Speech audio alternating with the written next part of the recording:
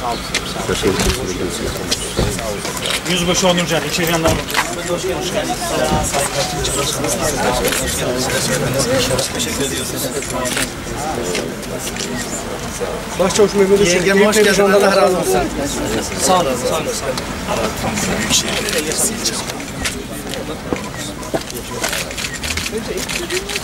Evet, önce Elyas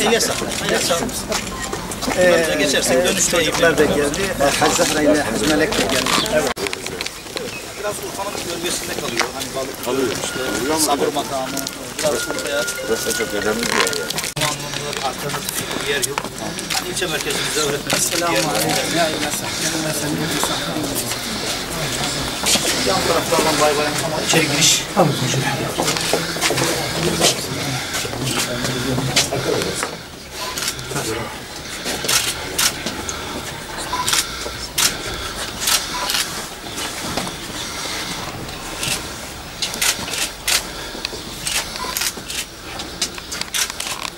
Hakikaten son derece maneviyatı yüksek bir makam.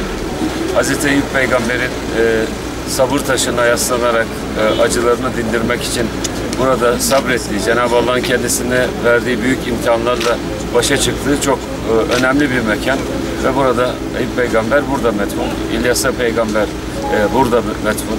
Cenab-ı Allah'ın ayet-i kerimede onları alemlere üstün kıldık dediği peygamberlerin isimlerini bahsettiği iki peygamberimizin burada defnedildiği büyük bir mekan. Urfa için ve Viranşehir için son derece önemli. Ümit ediyorum. Zaten burayı çok sayıda vatandaşımız geziyor. İnşallah Urfa, Mardin ve bu çevredeki inanç turizminin önemli merkezlerinden birisi olacaktır. Burası Eyüp Peygamber'in ziyaretgahı. Biz her birisinin maneviyatından yardım diliyoruz. Her birisine Cenab-ı Allah'ın seçtiği, kendisine yakın kıldığı bu aziz kullarına bu topraklarda sahip olmaktan dolayı da büyük bir şeref duyuyoruz. Burada gelip bu büyük zatların kabirlerini ziyaret etmek, onların hatıralarını hatırlamak bizim için fevkalade önemlidir. Bize güç veren bir şeydir. Allah onların sabrını, gücünü, kuvvetini bizlere de bir şekilde ondan nasip olmayı nasip etsin. Amin, var ol.